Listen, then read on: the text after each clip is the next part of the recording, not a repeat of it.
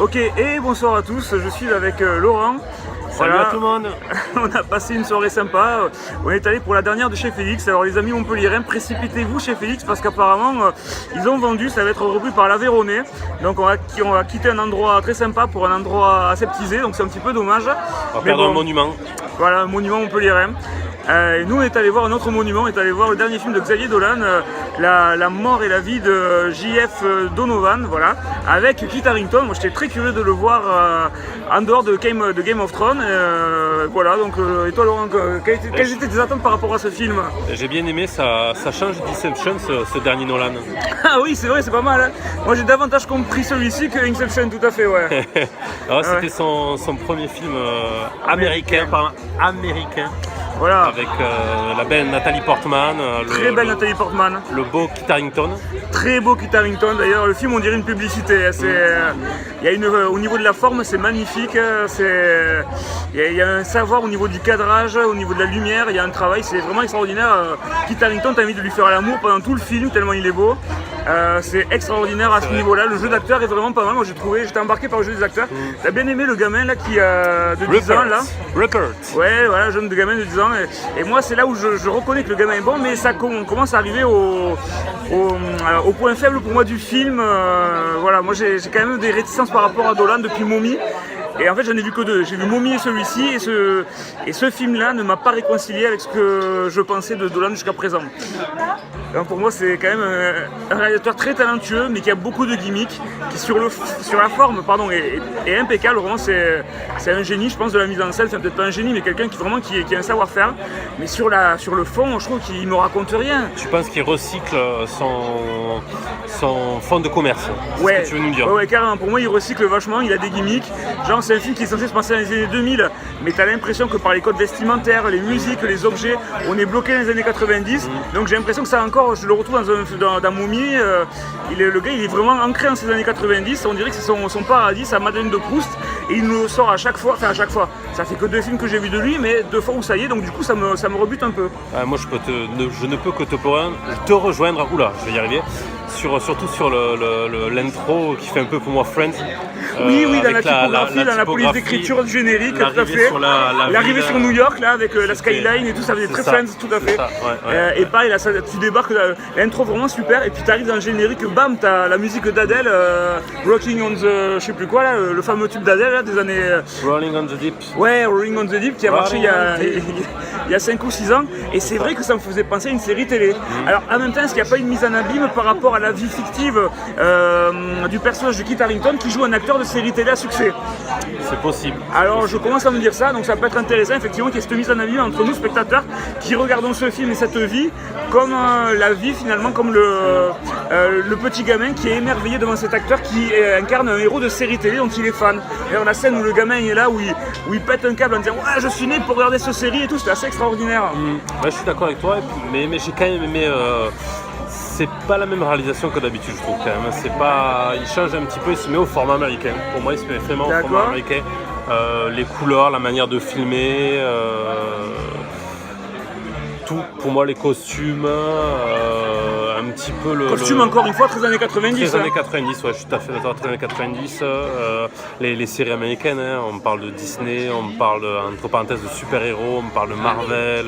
Ouais, il parle finalement, il y a pas mal d'allusions au monde cinématographique actuel, finalement, au monde économique actuel. Avec, après, qu'est-ce que j'avais noté par rapport à ça? Oui, tu parles d'un changement au niveau de la façon dont il filme, et pourtant, je n'ai pas vu le dernier film qu'il avait fait avec l'autre beau gosse français. Gaspard Ulliel. Avec Gaspard Ulliel, où j'avais justement entendu dire, j'avais lu des articles dans lesquels on disait qu'il était vraiment proche de ses acteurs, il filmait très serré. Ouais. Et ça, j'ai pas vu, mais par contre, dans celui-ci, dans Jean-François Donovan, il filme aussi de façon très serrée les acteurs. Et est-ce qu'il a chopé ce nouveau type de langage quelque part, de langage cinématographique, je sais pas, mais j'ai retrouvé ça aussi, c'est vraiment ce côté très près très près des acteurs. Peut-être, mais moi je mettrais, c'est pas le film de l'année, mais voilà, quand j'achète mon billet, je sais que je vais voir du Dolan, je sais quel sera le sujet de fond. Je suis pas non plus un expert dans ces films, hein, c'est le troisième que je vois, mais je sais qu'il a quelque chose voilà, il a un propos de fond à nous exposer, il a certaines idées et surtout des choses. Alors toi tu nous as dit il fait une psychothérapie avec nous. Ouais, il fait une psychothérapie, j'ai l'impression qu'il nous ressort toujours son mal-être, le fait, et je l'entends bien sûr, ça va pas être facile pour lui, sa difficulté à avoir une sexualité différente, à être homosexuel, et à tous les films, j'ai l'impression qu'il nous le ressort un peu pas pour s'excuser, mais pour se justifier, pour dire, vous voyez, quand j'étais petit, on m'a fait ci, on m'a tapé, on m'a fait ça, Ouais. Et moi j'ai bien aimé à un moment du film, bon je dirais pas lequel, le fait d'opposer les deux héros, je sais pas, les deux protagonistes. Oui, comme tu m'as dit, d'avoir mis voilà. leur trajectoire vraiment en parallèle, avec une trajectoire ascendante et une trajectoire descendante pour leur. C'est vrai, c'était intéressant cet effet miroir entre les deux, entre l'enfant qui va être le personnage de Kit Harington est le modèle. Après c'est un poncif connu dans le cinéma comme dans The Artist, et dans d'autres films où tu as toujours le petit jeune qui monte et la star finalement qui descend, notamment dans le Star is Born aussi de Bradley Cooper. Bon, c'est un poncif américain, mais là c'est bien exploité, c'est bien mis en scène. On a toujours la mère et l'enfant. Ouais, c'est vrai, il y a vraiment ce rapport.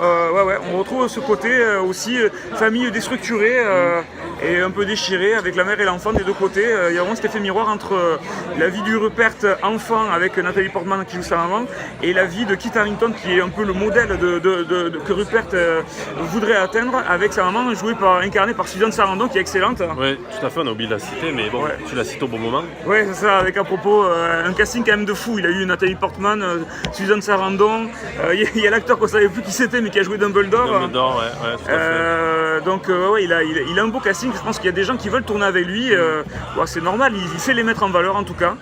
Après, voilà, moi, ce que je reproche encore aussi un petit peu, c'est le côté un peu film jukebox, avec des musiques super attendues, super classiques, super clichés. The Verve, donc on a dit Adele, Stand By Me. Ah, mais genre, le gars, mon plus gros défaut pour moi de Dolan, c'est qu'il n'est absolument pas subtil. Alors on me dira qu'il ne cherche pas à l'être, mais... Et il nous fait une belle playlist 19. Pour Feel Good. Est-ce que c'est son meilleur film? Je sais pas. Est-ce que c'est son pire? Je sais pas. Non, je pense que honnêtement, je suis pas spécialiste de Dolan, je pense que c'est un bon Dolan. Les gens qui veulent voir ce film, ce réalisateur-là ne vont pas être déçus. D'ailleurs, dans la salle, j'entendais surtout les jeunes filles qui gloussaient pas mal, qui riaient à certaines scènes. Kit Harington, quoi. Kit Harington, quand même, Jon Snow, qui est, honnêtement, il a un magnétisme à l'écran, il est incroyable, il bouffe la pellicule. Et puis... qualitativement, moi je peux que le recommander. Voilà, il est bien filmé. Par rapport aux productions actuelles et par rapport à ce qu'on peut nous imposer, il est au-dessus du lot. Franck dirait, ouais mais c'est pas un chef-d'œuvre avec... Bon, mais moi je dirais, il est au-dessus du lot et pour la culture générale et pour la culture des gens, pour se faire un petit peu l'idée sur qu'est-ce que le cinéma, comment on peut le filmer et comment jouent des acteurs et qu'est-ce qu'on peut avoir de mieux qu'à part Marvel, qu'à part DC, qu'à part Disney, Disney parce que Disney, voilà, moi je dis qu'il faut aller le voir. Donc allez le voir franchement, si vous aimez Dolan, vous allez adorer, si vous l'aimez pas, je pense pas que ce film honnêtement vous fera changer d'avis, mais bon après... Voilà, après c'est personnel, c'est 2 heures, ça passe bien. Moi c'est vrai que le fond m'a moins parlé peut-être qu'à toi, mais il faut reconnaître que la forme c'est vraiment bien filmé, donc on passe quand même un moment pas désagréable du tout. Donc allez le voir, faites-vous votre propre opinion. Nous on vous dit coucou, on termine de boire nos bières et puis voilà, on va finir la soirée. Ciao, il faut consommer avec modération. Voilà, très bien Laurent. Sur ce bon mot de sécurité routière, bon nous on rentre à pied, c'est parfait. On vous embrasse et on vous dit à très bientôt. À bientôt, ciao.